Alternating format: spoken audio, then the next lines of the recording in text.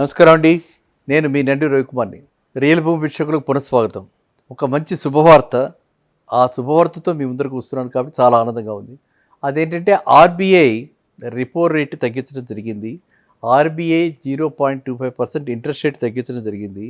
ఒక పక్కన మనకి ట్రంప్ యొక్క ఆంక్షలు, ఒక పక్కన ట్రంప్ టారిఫ్ వారు డిక్లేర్ చేసి అక్కడ మనకి గందరగోళంగా ఉన్న పరిస్థితుల్లో ఇక్కడ శుభసూచకం ఏంటంటే ఇన్ఫ్లేషన్ రేటు చాలా కంట్రోల్లో ఉండి తక్కువ ఇన్ఫ్లేషన్ రేటు ఉండటం వల్ల ఎప్పుడైతే ఇన్ఫ్లేషన్ రేటు తగ్గుతుందో ఇంట్రెస్ట్ రేటు కూడా తగ్గిస్తారు. ఎందుకంటే అప్పుడు మనకి ఇన్ఫ్లేషన్ రేట్ తక్కువ ఉంది కాబట్టి మనకి ఇంట్రెస్ట్ రేట్ తగ్గితే మనకి ఆ మ్యాచింగ్గా ఉంటుంది. డిమాండ్ పెంచాలి, డిమాండ్ పెంచితే అప్పుడు ఆటోమేటిక్గా క్రెడిట్ డిమాండ్ పెరుగుతుంది. అదనమాట. దాని గురించి ఆర్బీఐ వాళ్ళు తగ్గించారు.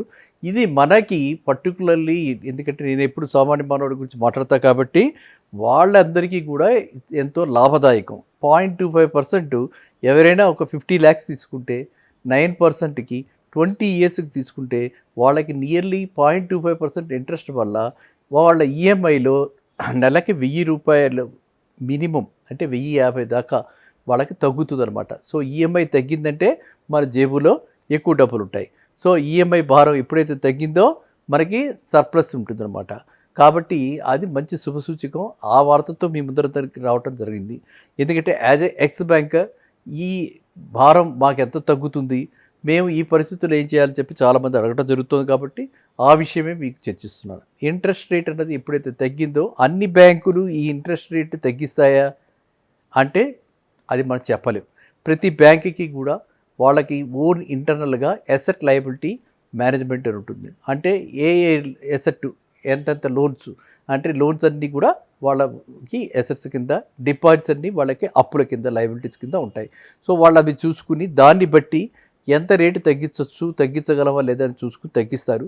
జనరల్గా చిన్న చిన్న బ్యాంకులు వాటికి ఎక్కువ గనక క్రెడిట్ డిపాజిట్ రేషియో వాళ్ళకి ఎక్కువ ఉంటే వాళ్ళు తగ్గించలేని పరిస్థితుల్లో ఉంటారు. కానీ ఆల్మోస్ట్ పెద్ద బ్యాంకులు అన్నీ కూడా తగ్గిస్తాయి. మన పెద్ద బ్యాంకులు అంటే మన అందరికీ తెలుసు. అటు HDFC, ICICI Bank, Axis Bank, Kotak Mahindra Bank private sector బ్యాంక్స్లో ఉండగా ఇటు State Bank of India, Punjab National Bank, Union Bank of India, Bank of Baroda, మనకి ఇటు 4 పబ్లిక్ సెక్టర్ బ్యాంక్స్ ఉన్నాయి. కాబట్టి మీరు ఏ బ్యాంకులో ఉన్నా సరే అక్కడ 0.25% ఇంట్రెస్ట్ రేటు తగ్గలేదు, మీ ఇంట్రెస్ట్ రేటు రీసెట్ కావట్లేదు అని అనుకుంటే శుభ్రంగా మీరు ఏ బ్యాంక్ అయితే తగ్గించిందో ఆ తగ్గించిన బ్యాంక్కి టేక్ ఓవర్కి వెళ్ళిపోండి. టేక్ ఓవర్ వెళ్ళిపోతే మనకి 2 రకాల అడ్వాంటేజెస్. ఇంట్రెస్ట్ రేటు తగ్గుతుంది, ప్లస్ మనకి ఎడిషనల్గా టాపప్ లోన్ కూడా వాళ్ళు ఇస్తారు. టాపప్ లోన్ కూడా ఇస్తారు కాబట్టి మనకి ఫండ్స్ చేతిలో ఉంటాయి, మనకి లిక్విడిటీ బాగుంటుంది. మన జేబులో డబ్బులు ఉంటే మనం ఈ తక్కువ వడ్డీ రేటుకి వచ్చేటువంటి హౌసింగ్ లోన్ రూపేణా మనం తక్కువ రేటు, అన్నింటిలోకి తక్కువ వడ్డీ రేటు ఎందులో వస్తుందంటే హౌసింగ్ లోన్లో వస్తుంది. ఆ రూపేణా వచ్చేటువంటి ఈ సర్ప్లస్ అమౌంట్ తీసుకొని మనం ఇతరత్ర ఇన్వెస్ట్ చేసుకోవచ్చు. మనకి ఇన్వెస్ట్మెంట్ క్లైమేట్ కూడా ఇప్పుడు చాలా మారింది. ఇదివరకు రేట్లు లేవు, మార్కెట్ స్తబ్దతతో కూడింది. నేను పదే చెప్పడం జరిగింది. ఈ మధ్య వీడియోలు తగ్గించినప్పటికీ నేను చెప్పిన ప్రతి వీడియోలో కూడా మార్కెట్ స్తబ్దతతో ఉంటుంది, రియల్ ఎస్టేట్ మార్కెట్ స్తబ్దతతో కూడి ఉన్నది.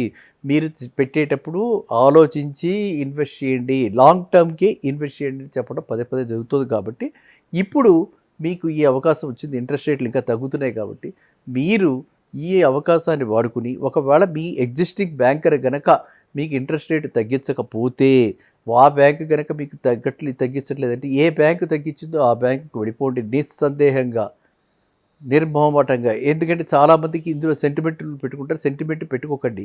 సెంటిమెంట్ ఇక్కడ వర్కౌట్ కాదు. ఎందుకంటే ఇది వ్యవహారం మనీతో కూడిన వ్యవహారం. మనీతో కూడినప్పుడు ఏంటంటే మనం దాని మీద ప్రుడెంట్గా, దాని మీద ఆలోచించి మనం నిర్ణయం తీసుకోవాలి. ఎక్కడ మనకి తక్కువ భారమో అక్కడికి మనం వెళ్ళిపోవాలి. అక్కడే మనకు ఆనందం. భారం ఎంత తగ్గితే సంతోషం అంత పెరుగుతుంది. కాబట్టి మీరంతా కూడా ఈ యొక్క ఆర్బీఐ ఇచ్చినటువంటి ఈ యొక్క ఏదైతే రిడక్షన్ ఇచ్చారో 0.25% దాన్ని మీరు ఫస్ట్ హర్షించి మీరంతా కూడా దాని నుంచి లాభం పొందండి. తర్వాత మీకేంటంటే ఏ బ్యాంకులో అయినా సరే మీకు ఎక్కడైనా టేక్ ఓవర్ అడ్వాన్సెస్లో కానీ, లేకపోతే ఫ్రెష్ అడ్వాన్స్లో కానీ, ఫ్రెష్ లోన్లో కానీ ఎప్పుడైనా మీకు ఎక్కడైనా ఏదైనా అవంతరాలు వచ్చినట్టయితే ఆదుకోవడానికి నేను ఎప్పుడు మీకు సంసిద్ధుడినే. నేను పదే చెప్తుంటే నేను శ్రేయోభిలాషిని కాదు, సామాన్య మానవుడికి మీ అందరికీ సహాయపడటానికి నేను ముందుకు వస్తున్నాను చెప్పి చాలాసార్లు చెప్తుంటా. నా నెంబర్ మీ దగ్గర ఉంది, ఉండకపోతే ఒకవేళ నా నెంబర్ 9515 27,639 వాట్సాప్లో మీరు మెసేజ్ పంపించండి. ఆ మెసేజ్ చూసి మీకు నాకు అనువైనప్పుడు నేను డెఫినెట్గా మిమ్మల్ని కాంటాక్ట్ చేసి తగిన సహాయం చేయగలిగిన వాడిని. ఎందుకంటే తగిన సహాయం ఎందుకు చెప్పాల్సి వస్తుందంటే సిబిల్ స్కోర్ కనుక ఎవరిదైనా బాగాలేకపోతే, డిఫాల్ట్లు అయిపోతే, సిబిల్ స్కోర్ దెబ్బతింటే నేనేమి చేయలేను.